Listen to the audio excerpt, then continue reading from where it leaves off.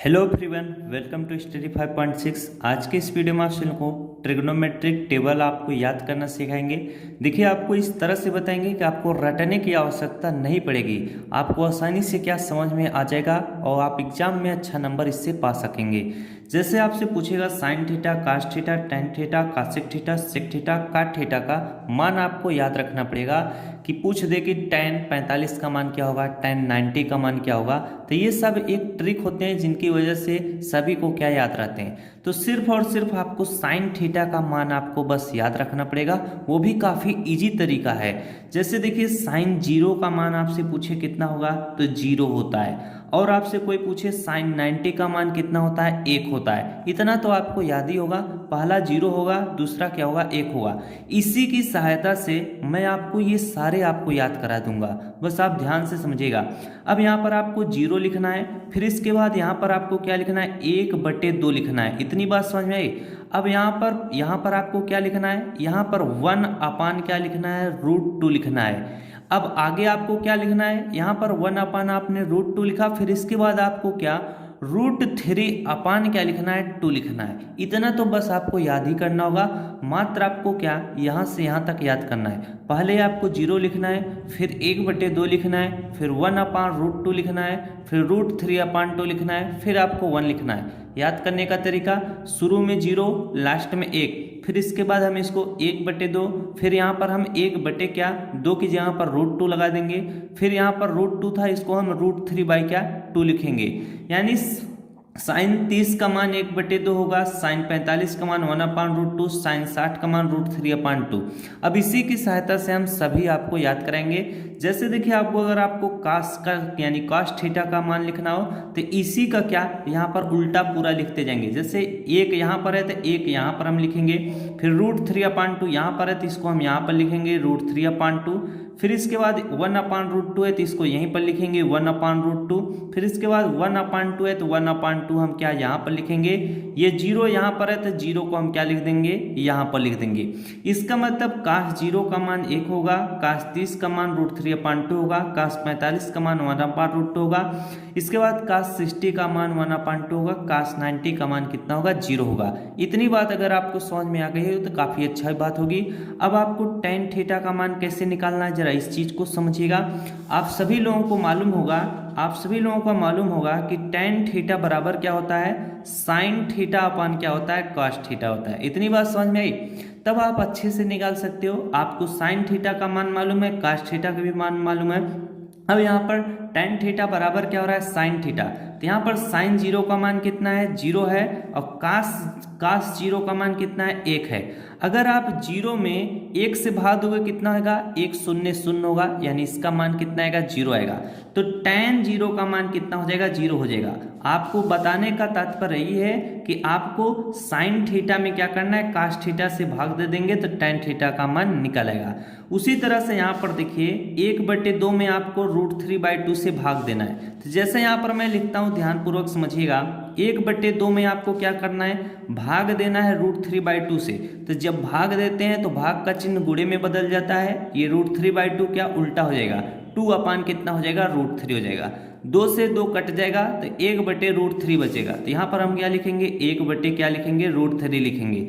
आपको रटने की आवश्यकता नहीं है, बस दिमाग से समझने की आवश्यकता है। अब देखिए, यहाँ पर क्या है, 1/√2 में आपको किससे भाग देना है, 1/√2 से। तो 1/√2 तो रहेगा, लेकिन ये जो 1/√2 इससे भाग देंगे तो √2 ऊपर चला जाएगा, तो √2 से √2 कैंसिल हो जाएगा, 1/1 बचेगा। तो 1/1 को आप क्या लिख सकते हो, 1 लिख सकते हो। इतना दिमाग आपको लगाना पड़ेगा। अब यहाँ पर √3/2 में क्या आपको 1/2 से भाग देना है। ये √3/2 रहेगा, जब आप भाग देंगे तो ये गुणे का चिन्ह बन जाएगा और 2 ऊपर चला जाएगा, 1 नीचे।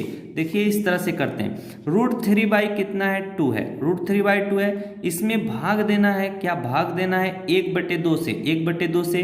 तो अगर आप भिन्न का भाग पढ़े होंगे तो ये सारी चीजें आसानी से सॉल्व कर लेंगे। ये √3/2 है तो √3/2, भाग का चिन्ह है तो गुणे का चिन्ह बनाएंगे। ये वाली जो भिन्न होती है इसको उल्टा लिखते हैं, 2 क्या हो जाएगा, 1, 2 से 2 कैंसिल हो जाएगा, √3/1 बच रहा है। तो √3/1 का मतलब कितना होता है, √3 होता है। अब यहाँ पर देखिए 1 है, यहाँ पर 0 है, यानी 1 में आपको क्या 0 से भाग देना है, तो ये क्या होता है, अनडिफाइंड होता है। चाहे तो आप नॉट डिफाइंड लिख सकते हो। तो चलिए यहाँ पर क्या हो जाएगा, नॉट डिफाइंड, आप लोग इसको देख लीजिएगा। अब यहाँ पर क्या है, कासेक थीटा का मान कैसे आपको निकालना पड़ेगा। तो आपको याद होगा कि कासेक थीटा का मान कैसे निकलता है, साइन थीटा का उल्टा कर देंगे तो कासेक थीटा का मान निकल जाएगा। जैसे यहाँ पर साइन 0 है, तो अगर कोई जैसे यहाँ पर 0 लिखा है तो उसका मतलब उसके नीचे 1 रहता है। अब हम क्या करेंगे, 0 मैंने आपको बताया कासेक थीटा का मान क्या होगा, साइन थीटा का उल्टा होगा। तो 0 का उल्टा करेंगे क्या आ जाएगा आपका 1 बटे क्या आ जाएगा, 1 बटे 0 आएगा। अब 1 में अगर आप शून्य से भाग देंगे तो क्या होगा, नॉट डिफाइंड होगा। तो यहाँ पर आप क्या करिएगा, नॉट डिफाइंड लिख दीजिएगा। इतनी बात समझ में आई। अब यहाँ पर आपको क्या करना है, 1 बटे 2 का उल्टा करना है। तो 1 बटे 2 का उल्टा कितना होगा, 2 बटे 1 होगा। तो 2 बटे 1 होगा, तो 2 के नीचे अगर 1 है तो उसको आप छोड़ दीजिएगा, 2 ही लिखिएगा। आपको मालूम होगा ये सारी चीजें। 1 बटे √2 का उल्टा कितना होगा, √2/1 होगा। तो इसका भी मान कितना होगा, √2 लिखेंगे।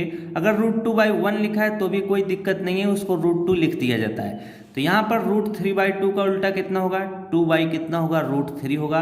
इसके बाद 1 का उल्टा क्या होगा, 1 का उल्टा 1 बटे 1 होगा। तो 1 बटे 1 का मान कितना होता है, 1 होता है। अब यहाँ पर आपको सेक थीटा का मान निकालना है। तो सेक थीटा का मान कैसे निकलेगा, काश थीटा का उल्टा क्या होता है, सेक थीटा होता है। तो यहाँ पर 1 है तो 1 का उल्टा क्या होगा, 1 ही होगा। अब यहाँ पर √3/2 है तो इसका उल्टा कितना होगा, 2 कितना होगा, √3 होगा। इसके बाद यहाँ पर देखिए 1/√2 है तो 1/√2 का उल्टा कितना होगा, √2 होगा। अब यहाँ पर 1/2 है, इसका उल्टा कितना होगा, 2 होगा। अब यहाँ पर 0 है, 0 का उल्टा क्या होगा, जैसे 0 है तो 0 बटे 1 यहाँ पर लिखा हुआ है, इसका मतलब होता है 0 बटे 1। अब इस 0 बटे 1 का उल्टा करेंगे तो 1 बटे 0 होगा, यानी 1 में आपको 0 से भाग देना होगा। तो ये भी क्या होगा, नॉट डिफाइंड है। तो इसको भी आप लिखेंगे नॉट डिफाइंड। इतनी बात समझ में आ गई।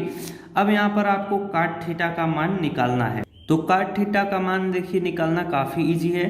जैसे आपने यहाँ पर साइन थीटा का मान लिखा हुआ था और काट थीटा का मान लिखना था, तो इधर से हम क्या कर रहे थे, सभी को लिख लिए थे। उसी तरह से काट थीटा का मान अगर आपको निकालना है तो ये जो टैन थीटा का मान लिखा है पीछे से हम क्या सभी को लिख लेंगे। नॉट डिफाइंड है तो यहाँ पर हम क्या लिखेंगे, नॉट डिफाइंड लिखेंगे। इसके बाद √3 है तो यहाँ पर हम √3 लिखेंगे। इसके बाद यहाँ पर 1 है तो यहाँ पर हम 1 लिखेंगे। 1/√3 है तो 1 क्या लिखेंगे, √3 लिखेंगे। इसके बाद यहाँ पर 0 है तो यहाँ पर हम क्या लिखेंगे, 0 लिखेंगे। इस तरह से आप ट्रिग्नोमेट्रिक टेबल आसानी से याद कर सकते हैं। मात्र अगर आपको साइन थीटा का टेबल याद रहेगा तो आप सब कुछ लिख सकते हैं। तो परीक्षा में क्या होता है कि आप आराम से टेबल को लिख लीजिए, इसके बाद फटाफट से सवालों को सॉल्व कर सकते हैं। तो धीरे धीरे आपकी प्रैक्टिस जब हो जाएगी तो ये सारी चीज़ें आपको ऑटोमेटिक ही याद हो जाएंगी। तो ये काफ़ी बेहतरीन ट्रिक थी, आप इससे अच्छा ट्रिक नहीं खोज पाओगे। अगर मिल जाती है तो और अच्छी बात होगी, आप ही के लिए लाभदायक होगा।